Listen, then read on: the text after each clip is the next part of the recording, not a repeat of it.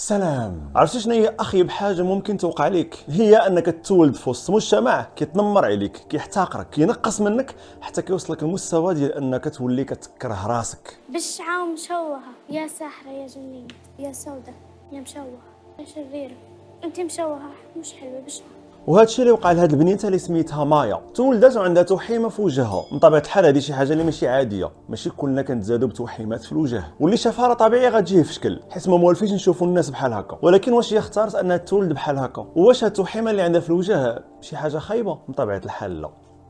احساس زوين بزاف انه يكون عندك ولد او بنت طرف منك كتشوفه قدامك، وهو بالنسبه لك الاستمراريه ديالك في هذه الدنيا. وهاد الاولاد فاش غيجيو للدنيا شنو غيلقاوك موجد ليهم؟ المصاريف الولاده، الماكله، ليكوش، الطبيب، القرايه، اللباس، هادشي كامل مزيان. ولكن فينا هي اهم حاجه، واش وجدتي شنو غتعطيه باش يبني شخصيته وتكون الصحه النفسيه ديالو بخير، ويعرف كيفاش يتعامل مع نقاط القوه اللي عنده وما يخليش نقاط الضعف والعيوب ديالو تخرج عليه. واش عرفتي شنو هو الحوايج اللي تقدر تخلق ليه مشكل مع الناس وتخلي دوك المرض كيتنمروا عليه وكيحقروه يعيروه بداك العيب او داك الحاجه اللي عنده ناقصه؟ واش انت موجد راسك انك تحاول تخدم معاه وتخليه يربي المناعه ضد الهضره الخايبه ديال الناس وما يخليش التنمر ديالهم كيأذيه؟ راه ساهل تولد الاولاد، حيت الكونتاكت سيكسويال شي حاجه اللي سهله وزوينه، ولكن شنو من بعد؟ شنو غتعطي لهاد الاولاد؟ حاول تخيل وتصور انه فاش كتولد راه مطلوب منك تبني وتصاوب انسان غتعاونو يبني شخصيته، وكيف ما كان لك الفضل من بعد الله سبحانه وتعالى باش تصاوب داك الانسان في الرحم وباش خرج للدنيا، خاصك تكمل المهمه، حيت راه ما ساليتيش. والمهمه كتكمل فاش كتخدم مع داك الولد ديالك على شخصيته، على لي بوتونسيال اللي عنده وداك الخير اللي زرع فيه الله سبحانه وتعالى،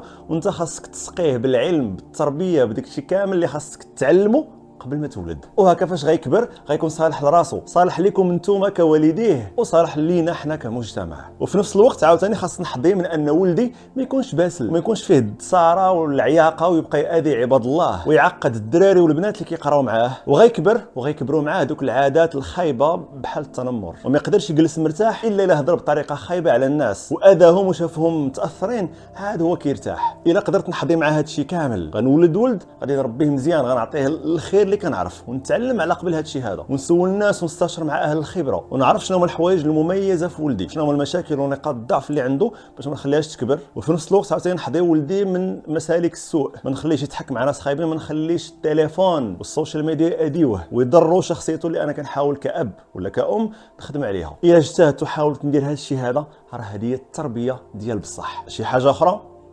لا.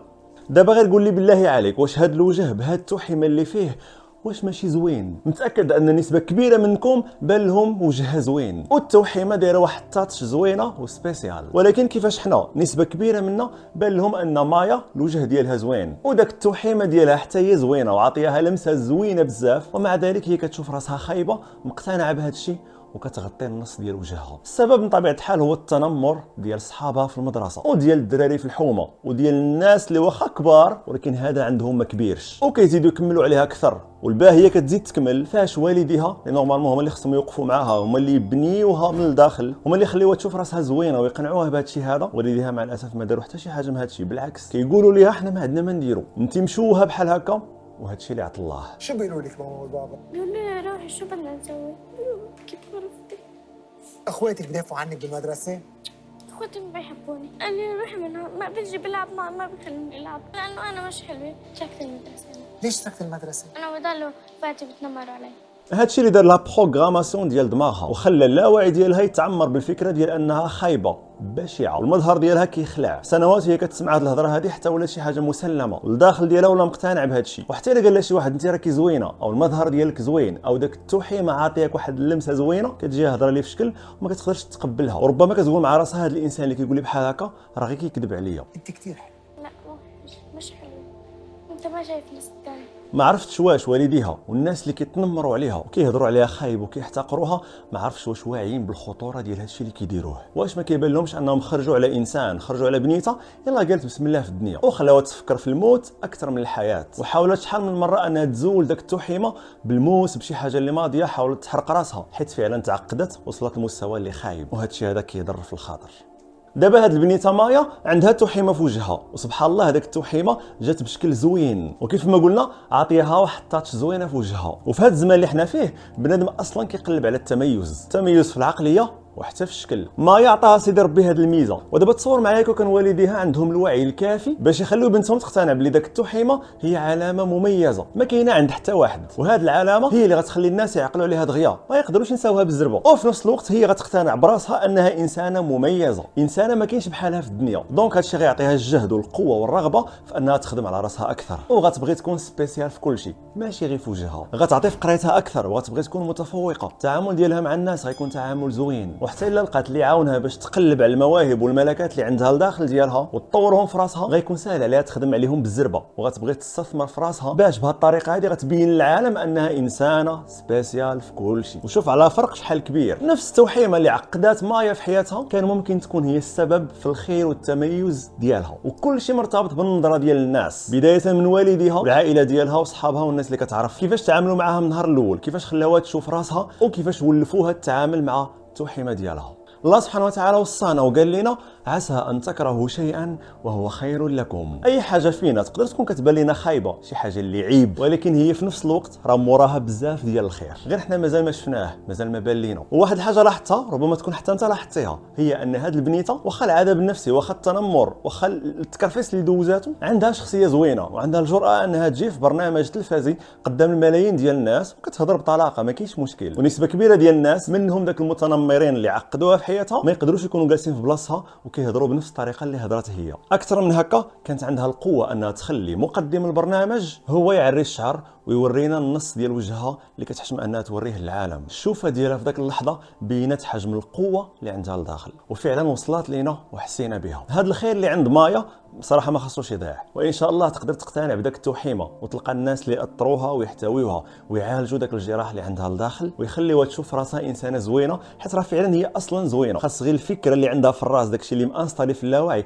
خاصو يتنقى ويتبدل بافكار ديال الخير. في هذه اللحظه هذه انا متاكد انه غادي نشوفوا انسانه واعره بزاف وغتكون ناجحه في حياتها بطريقه سبيسيال كيف ما هي اصلا في المظهر ديالها سبيسيال. مايا هي طفله حاله دارت البوز ووصلت للعالم كامل. نتمنى انها تانسبيري الاباء كاملين ويفهموا باللي ولادهم كيحتاجوا منهم بزاف ديال الحوايج من غير الفلوس والمصاريف واللباس. التربيه هي نفالوريزيو الخير اللي كاين في ولادنا ونبنيو شخصيتهم على الاخلاق المزيانه، في نفس الوقت نبينوا لهم ان الدساره والبساله والتعامل الخايب كيأذي مولهم هو الاول، حيث الا تاذى شي واحد بسببي هذا راه ظلم، والله سبحانه وتعالى ما كيقبلش بالظلم وكياخذ الحق المولاه في الدنيا قبل الاخره. ومن ناحيه اخرى الا كنت انت اللي كتشوف فيا عندك ولد عنده شي علامه بحال مايا او انت براسك عندك علامه بحال هكا، حاول تشوف فيها وتقتنع او تقنع ولدك بلي داك العلامه هي ميزه ماشي عيب. غادي يكون التنمر مع عند الناس، غادي يبغيو يعقدوك في حياتك، ولكن الا كنت انا مقتنع براسي عاجبني راسي كنشوف داك المساله اللي فيا هي ميزه، هي شي حاجه دو بلوس، والداخل ديالي مبني على الصح، والديا عاونوني باش نكون قوي، هكا غتكون عندي المناعه، وهذه المناعه غتقوى بالهضره ديال الناس بالحب ديالهم سواء كانوا والديا او الناس اللي كيبغيوني ديال بصح. دونك داك الهضره الخايبه ديال المتنمرين ما غتاثرش فيا، بالعكس غنولي نسمع هضرتهم غنشوف فيهم ونقول لهم الله يشافي، وغنمشي بحالي وغادي نكمل حياتي، غادي نعيش، غادي نبدع، غنعيش حياتي بالطريقه اللي انا باغيها، وغنبين لهم بلي انا كيف ما مميز من برا كيف ما عندي شي حاجه ما عندهمش، انا مميز حتى من الداخل وقادر نفرض راسي في الدنيا وقادر نبين للناس ان الله ميزني بواحد الحاجه، فانا غادي نكون فعلا مميز. وسبحان الله هاد الناس اللي كتكون عندهم شي علامه مميزه في وجههم كيكون ساهل عليهم انهم ينجحوا وانهم يديروا اللوغو ديالهم، وداك اللوغو كيكون مبني على داك الحاجه المميزه. دابا تصور معايا مايا غتنجح وتفوق وغتمشي بعيد وغتصاوب شي مارك ديالها ولا غتكون شي انسانه ناجحه بوجهها بداكشي ديالها، الا بغات دير اللوغو داك اللوغو غيتبنى على داك العلامه داك التوحيمه اللي في وجهها، والناس غادي يكون ساهل عليهم انهم يعقلوا عليها ويعقلوا عليك حتى انت الا كنتي مميز بالمظهر ديالك وبلو فون ديالك، وغتقدر تمشي بعيد وغتبقى دائما انسان سبيسيال، انسان ما كيشبهش الناس. تحياتي ونهاركم مبروك.